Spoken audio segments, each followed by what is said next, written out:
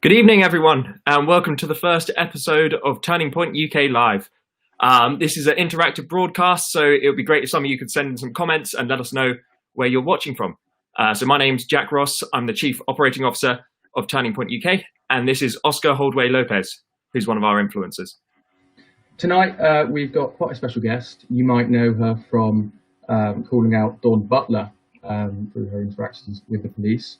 She's also done interviews with Talk Radio, so she's quite prominent on Twitter as well. So we are looking forward to that. Yeah, no, it's exciting. It's the one and only Esther Krakue. I'm sure many of you have heard about her or seen some of the stuff that she's been up to. Again, as soon as she's here, we'll bring her into the broadcast.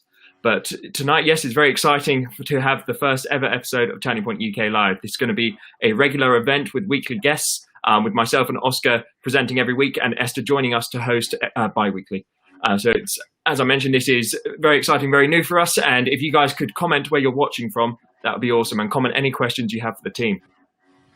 We'll be discussing many things over the next few weeks. But I think tonight we're going to touch on things like British fishing waters, on the European Union, maybe touch a little bit on how the police have behaved recently, especially with Darren Grimes.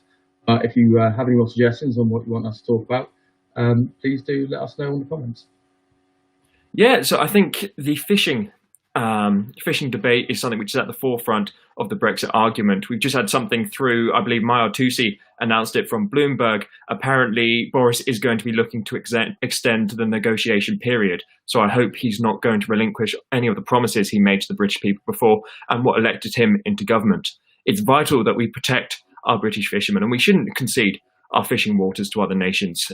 We've never surrendered our land, our territories to another nation. Maybe we might have traded it away briefly, but we've not surrendered it to the extent that the EU is demanding it now.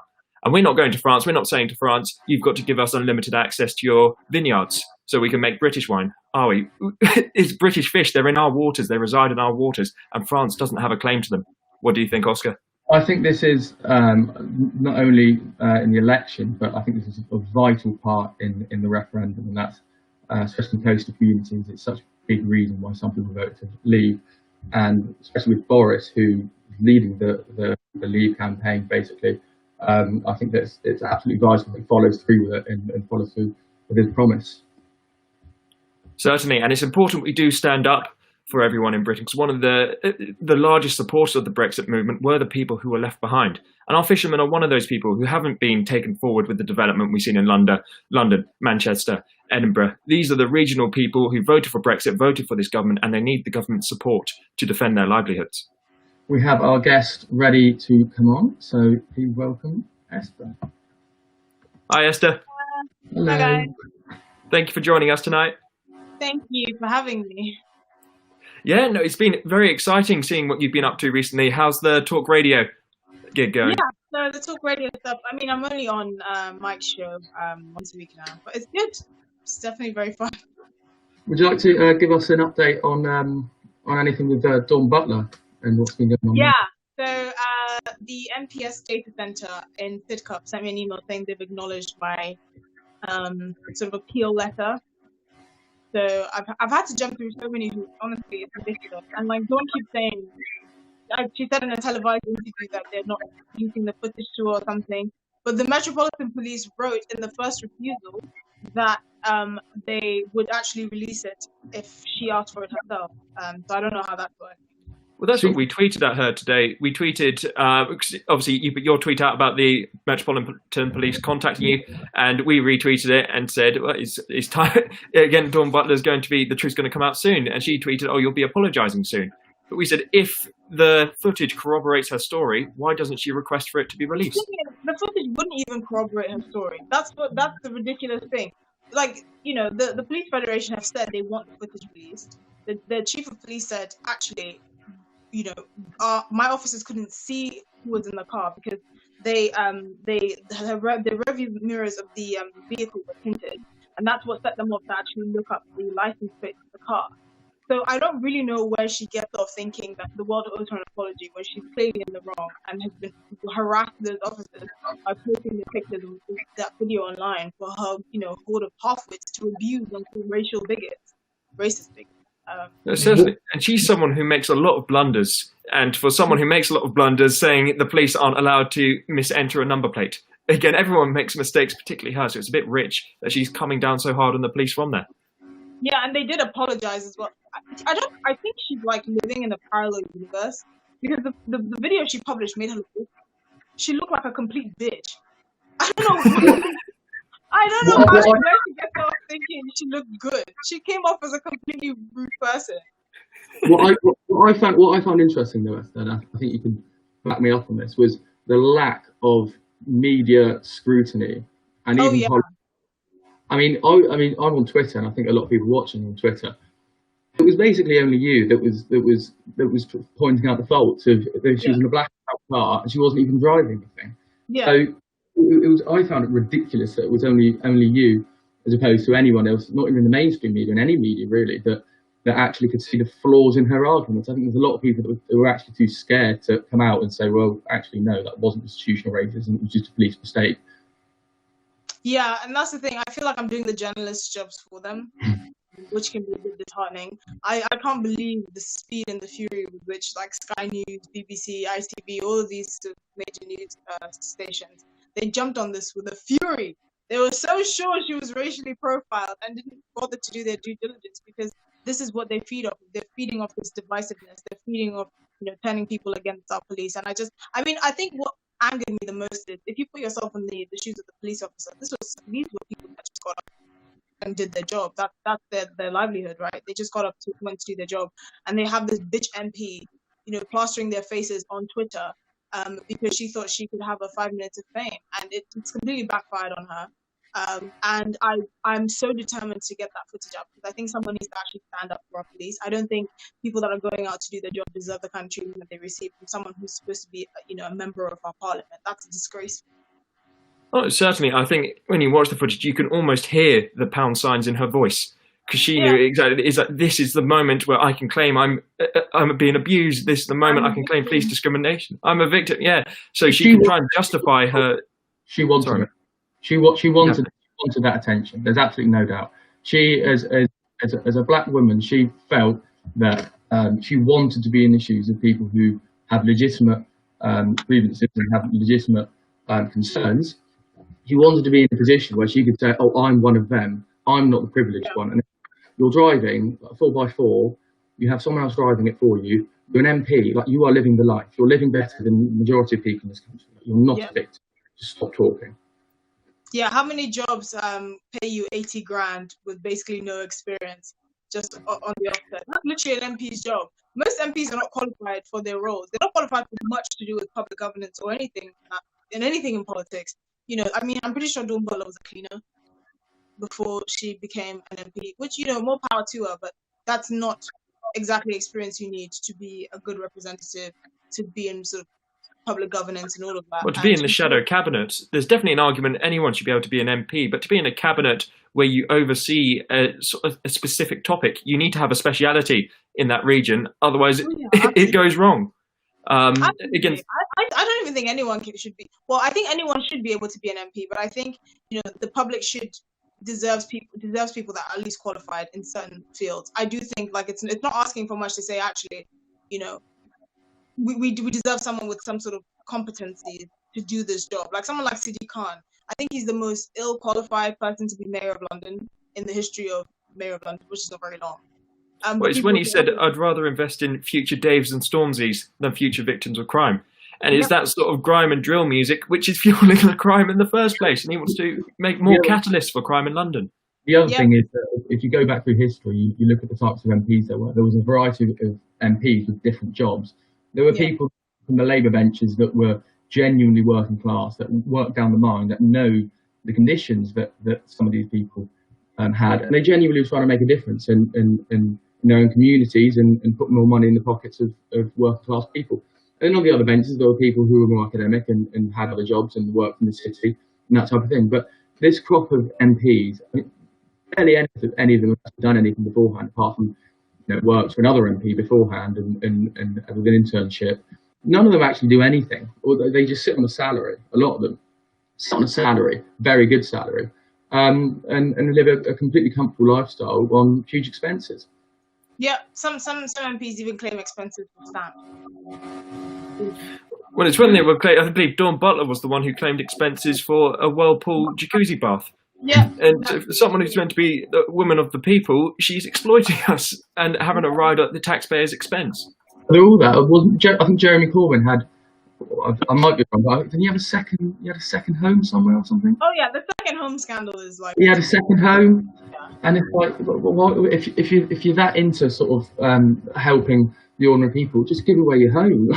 But these people don't. They are people who they want to tell other people how to live their lives, but they do not wish to lead those lives themselves. It's like that Gary Lineker. Where's the refugee that's meant to be living in his house? After he made such a song and a dance out of housing a refugee, and he's given up one room in his mansion for them. Where is he? Where's the evidence? He's shut up about that.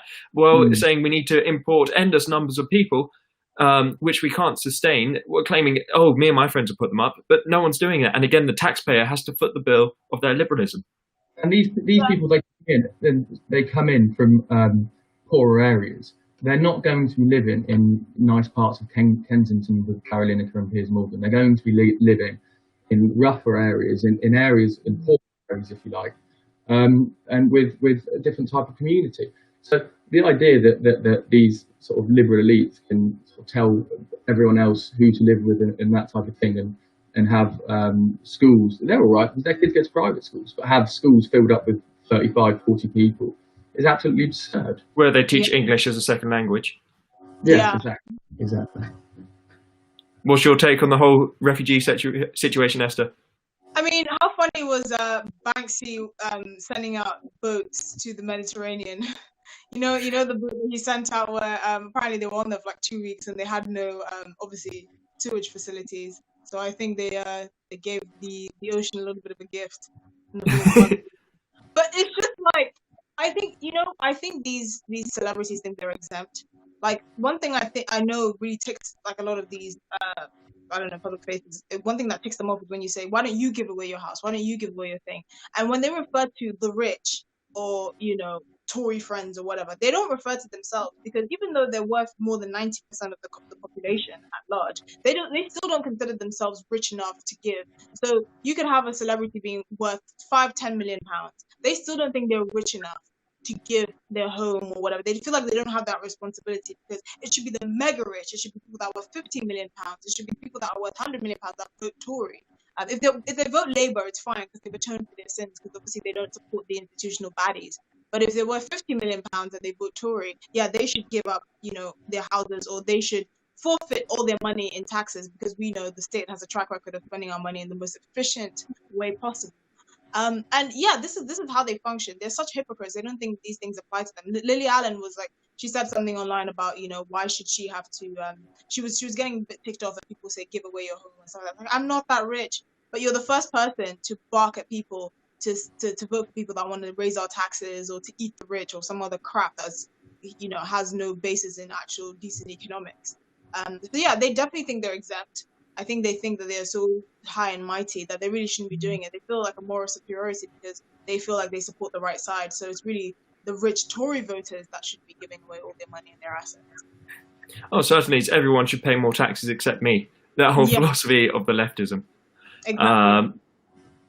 The other thing, taking in so many refugees and so much immigration from a certain country, it just doesn't help that country. If you take away talent that has been grown up in that country and made in that country and given back to their community, and you just go and take their talent, that's really not going to help them at all. So although these people think that by having more liberal views on things like immigration, they think they're actually helping people, or they want to believe they're helping people.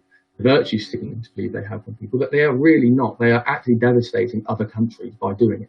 Well, certainly. Look at the European Union countries which joined: Latvia, Lithuania, Romania, Poland. Those countries are ghost towns now. They claim to have millions in population, but again, I've visited there, other people have visited there, they're empty, because all their young people have left to work in the West, and they're currently propped up by people sending money back to their families. But when their families die, those countries are going to lose a lot of their revenue. They're not going to have young people there to tend the fields. They're already saying in Latvia and Lithuania, The farmers don't harvest the crops anymore. They just tell the EU that the crops died via disease, and the EU gives them a subsidy. So they now have no industry. They've got no young people to fuel their economy. And so these countries we're going to see a lot more migration from them when they collapse due to having no people to actually fuel their economy. That's the thing. And another thing is, what a lot of these people don't realize with migration, especially not necessarily just from Europe, but say like Africa, when you take in all these refugees, these migrants, you're creating an industry. And you're perpetuating an industry that you don't actually want to perpetuate. You're just perpetuating child trafficking, you're perpetuating prostitution. I mean, one thing that people don't understand is I actually know what I'm talking about. One of a refugee now in Italy who came via these boats, who risked his life. I know because I lived with him for 6 years. Right? He worked in the house that I lived in. He was helping my father and my mother around in the house. This is someone that I lived with. He idolized the West. He idolized Europe. He thought, the streets were paved with gold. And I told him, I was in secondary school and then in uni at the time, and I said, it's not easy, right? There's nowhere that's paved with gold. You live here, this is your country, you have integrity here, you have a family here, you have your roots here. Don't risk it all to go and search for gold in Europe, because that's not what it looks like. Guess what he did? He went through, I think he went through Libya. Yeah, so he found a way up north, went through Libya, risked himself becoming a slave, because there are loads of Black Africans that are being slaved in the industries in North Africa because of this desire to come to Europe. And he almost drowned, made his way to Italy, has been on a refugee camp for years, burnt his passport. So he's just probably going to stay there. I don't know when he's even going to be released to society to get his life going. And this is someone in his 30s now. I actually know what I'm talking about. If you keep creating an industry for these people, they will keep coming. There is nothing that will stop them. If they keep seeing European authorities as soft, they will keep coming. You are going to keep fueling these traffickers that make an obscene amount of money off them. You're going to keep fueling these traffickers that send over children and women. I mean, look at how many migrant boats have young, able-bodied men, right? How many of these men could have stayed behind and actually helped build their economy? But no, because left-wing nuts and celebrities have no idea what they're talking about. They just keep spouting out bullshit that perpetuates these industries that are hurting everyone on both sides. That's the conversation that needs to be had. But people don't take it seriously, because they're like, oh, I'm Lewis Hamilton, I'm Lily Allen, and I'm a political scholar, and I can read Dr. Seuss. So listen to me. The same Lewis Hamilton is offshoring taxes. Exactly. Yeah, definitely. And then that's one of the things which is frustrating me about the whole BLM movement is they raised over $1 billion worldwide to try and account for historic slavery while ignoring modern slavery. You touched on it, but in Africa, we've got cobalt mines where we have child slaves working there. In the Middle East, we have Africans who, again, went there as refugees and are enslaved as sort of house servants. We have sex slaves in the UK and sex slaves across the world. There's a huge sort of slave industry in the modern world, and they've not done anything to make amends for that. And again, if they wanted to honor their ancestors who were enslaved and try and make up for the past, it would be to try and end modern slavery. I think that's the best gesture they could give if they were serious about it. Yeah, I mean, who is the face of BLM in the UK? Sasha Johnson, I think. 3 months. Hasn't he been suspended? There's no real face. There's no. I mean, she's just a loudmouth chav, really. There's no face of BLM in the UK. They raised 1.2 million pounds in this country. Retarded Premier League players decided to, print Black Lives Matter on their jerseys because they think, oh, we're just saying it. They just don't understand what they're doing. And this is an organization that's effectively faceless. I mean, 4 years ago, Black Lives Matter were 13 people that were arrested for blocking a road to Heathrow. They were just a bunch of misfits, disturbing summer travel to Heathrow. Now they've raised 1.2 million pounds of funding and nobody's questioning anything because everyone is so caught up with the narrative or so scared of speaking the truth.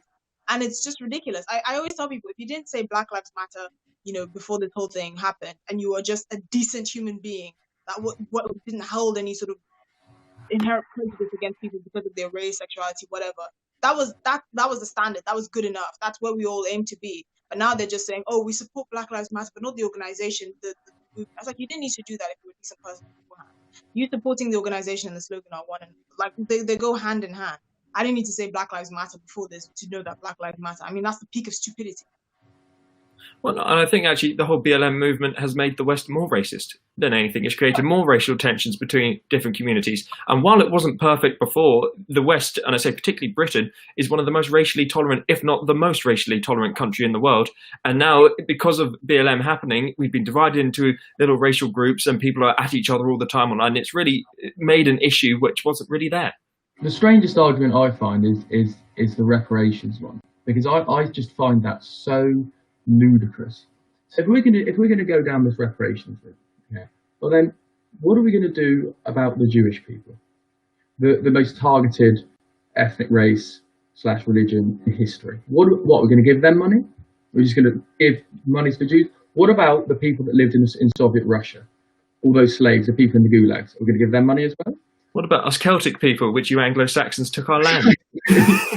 So the whole argument with reparations is that you could give it to absolutely anyone. What about, you could just go anywhere on the globe in history where people have been slaves. What about in Nazi Germany? The people living in Nazi Germany, even the Germans that weren't having a particularly great time, are they going to get reparations? And not only that, what about people that are mixed race? What about people that their grandparents are from an ethnic minority? There's absolutely no way around it. It's absolutely ludicrous. And again, the argument I've heard is that if we did break down the reparation, it would end up everyone would get something like $500. And then is that racism solved? Exactly. It's completely ridiculous. And then once you grant it to one, as you said, it goes to everyone. I remember having a lecturer at uni who said every time the tube goes through the line, India should be paid reparations because it was built off the back of the British Empire in India. Is that what we're going to? Is everything and anything? I think people just need to accept in the past, everyone was a bastard. That's just how it was. Everyone did something against another people. No race or people can hold their hand up and said, we've got a perfect history. Everyone wasn't a good person at some time. But that's how the world worked then. But we can change that now by changing how we act and look forwards rather than to the past. Yeah. If the countries in the British Empire hated us that much, they would not automatically straight away go and join the Commonwealth. If it was really that, they would not want a proper relationship with the UK. They would not post-Brexit looking for trade deals, looking for greater cooperation between all our countries. It just wouldn't happen.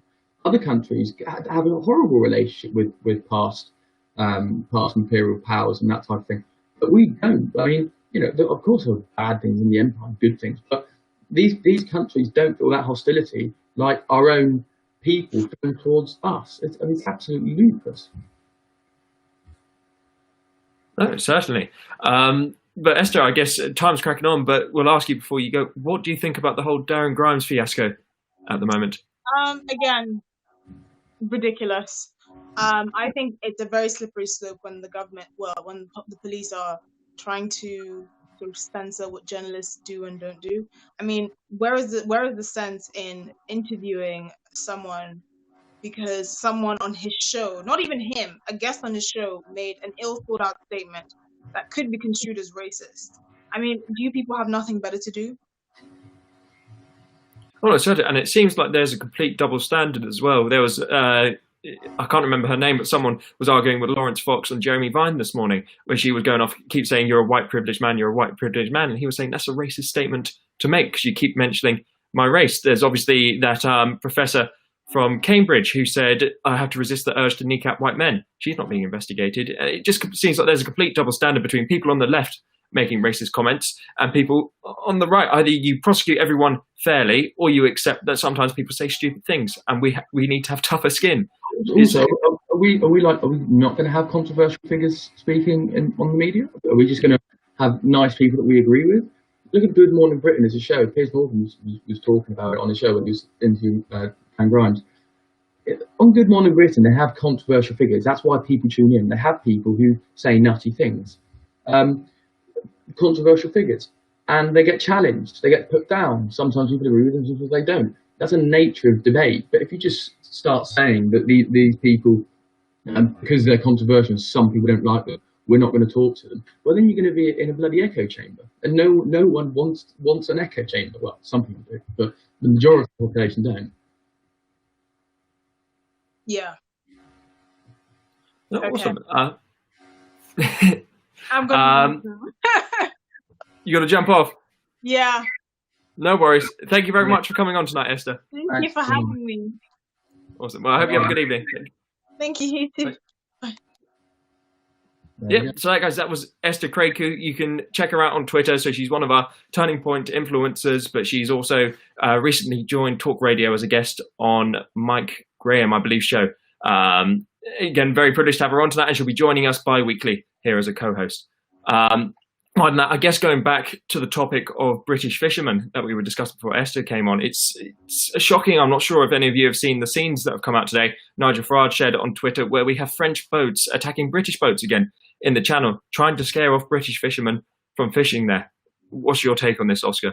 I mean, I think on the French part, it's absolutely ludicrous. But I mean, you can't expect anything less. You saw how the French have been dealing with boats coming over to the UK. Imagine if it was the other way around and English boats were attacking French boats. We would be dragged through the international courts. You'd have France saying, they're already saying if we put our naval vessels in the Channel, it's an act of war. But they're attacking us. They're attacking British citizens. Same, but also, I mean, if we did that to them, there'd be outrage in this country from the majority of people, and rightly so. But there's so many people turning a blind eye, and it's the same with the way they just let boats come into this country, escorting boats coming into this country, which again the mainstream media didn't touch upon until it was Nigel Farage that went out on a boat and started filming the whole thing. You can't expect anything less. I think that there's an element of bitterness coming from the French, coming from mainland Europe. From the whole of Europe. Again, I know it's probably someone would sound quite jingoistic to say this, but since World War II, they weren't happy that the British people were the ones to come and liberate them. Some people are still bitter that they've never beaten us in a war going back thousands of years, and they use that now. So there's, again, when you go abroad, there is, or say when England plays in a football match, all the European countries support the non-English country. And it's hugely frustrating that people can't put the past behind us, and we need to look to the future. I think you're right. Just sort of right there. But I think that generally the thing that a lot of Remainers in particular don't seem to understand is that we have a different, very different history, both in terms of our politics, in terms of our global influence than other European countries. Generally speaking, we've been on the right side of huge global conflict. Germany can't say that. Italy can't say that. France, were humiliated. So we've sort of been on that right side. And not only that, but if you talk about in terms of politics, we've always adopted a much more free market, free trade, a much more pro-liberty, properly defended rights. We've never had a dictator, ever, really. Well, unless you go back to the absolute monarchs, but we've never really had a proper dictator. We've just slowly but surely developed a constitutional monarch and a parliament and a proper sustained government that protects liberty, maybe until now. But Europe can't say that. Europe cannot absolutely say that. So they've always got that hanging over their heads, which will always be an issue. Well, that's the thing. I've never understood why people want to be part of the European Union, because it's open to be taken over by extreme policies. You both extreme parties. You have both far left and far right groups with large followings in the European Union. And again, I don't know why Britain as a country, we have never had an extremist, as you said, never had a dictator, never had someone with an extremist ideology in our government. And that's because life is good here. We have a good democracy. We have freedom of speech up until recently, and hopefully we can get it back. But that's what makes Britain great, and that's why the people are largely happy. Again, there's a lot to improve, but certainly there's a lot to improve in Europe. So I don't know why people want us tied to a European Union with them. We can trade with them, sure, but we shouldn't let them dictate our policies, especially when we don't share the same language. They aren't particularly friendly to us, and they screw us at every opportunity they have. And I think also there's a lot of people within Europe, European people, that they're starting to get a sentiment. I feel so. Being half Spanish, I can see it, I can feel it. There's a sentiment, and Spain's one of the most pro-European countries historically. But there's a sentiment starting to think, well, it's just sort of half a feeling, half political. You feel Spanish, you feel German, you feel French, you feel British. The feeling coming of why do we want the flag and the anthem? Why do we want the parliament? who are these people? And I think after Brexit, the arguments that have circulated in this country around Brexit has almost gone towards Europe. And I think, in my opinion, I think give it 6, 7, 8, 9, 10 years, and the whole thing will be gone. And hopefully we can revive something that's better and more built on trade as opposed to a political institution. Certainly, and again, there's no reason why we can't all trade with each other, but why are other countries trying to meddle in other nations' politics? You can see the EU only really favours France and Germany. They're sucking, it's the brain drain, they're sucking the youth out of other countries to fuel their industries. They're passing policies which only benefit them, but only benefit their companies. Even the fact that we can't agree a deal with them because some French fishermen might not have their quotas. So they're willing to, again, destroy the European Union's economy and their trading relationship with us over one country in there. Yeah. And if it's the Parliament, it's the European Union that actually wants to stuff Britain, wants to put two fingers up to us. The people really don't want that. Mainland Europe just want to trade, want to talk, and want to negotiate and be friendly with us, as normal countries do. And to be honest, they've got problems in their own country, like we do. We've all got problems in our own country. They don't care that much about what happens post Brexit to us. It really doesn't bother them. All they want is to be able to sell us their cars and wine and bananas and that type of thing, and we sell our stuff to them. That's all they want. They don't want the whole cut us off from Europe and the rest of the world. Yeah, it will really be to their detriment. Again, the EU needs Britain. Britain doesn't need the EU. We can establish trade relationships with other countries. We can get our cars from Japan. We can get our food from elsewhere. Again, there is a risk that the European Union might try and put sanctions and blockade Calais to stop us getting British exports or imports. But there's ways around it. We live in a global world. We can go through other nations. So it's really at their own detriment if they don't want to deal with us, because we don't have any tariffs in place to stop us trading with other nations, but they do. Geography never mattered less in global trade, and with technology and that type of thing. Maybe post-coronavirus, we'll see. But with global trade, geography matters very little these days. Very little. You can ship something over from Japan or from America so quickly that actually, just because we're put close to mainland Europe, 20 miles away, we're not actually bound by that, so to speak. Certainly not. And again, people forget we have the Commonwealth. It was such a kick in the teeth for the Commonwealth when we joined the EU instead of establishing better trade links for them. And I believe there's over 50 countries in the Commonwealth. There's loads of potential trading partners or people who are keen to help us, largely speak English, largely have our democratic values, our government values, our justice system. So why wouldn't we want a closer relationship with these nations, rather than people who we have very different cultures to, have a different language to, and have sort of historic grievances with? That's the thing. And also when you drop your tariffs, which the EU doesn't, it's very protectionist. When you drop your tariffs on certain goods, you get them cheaper. It's just the nature of the beast. So, we can, it's not been said a lot, but even if the European Union want to impose huge tariffs on us, we can turn around and just drop all of our tariffs, hypothetically, and just let all their goods come in, and we can still have it just as cheap. And they're the ones suffering because they blockaded their own trade, and we haven't. No, 100%.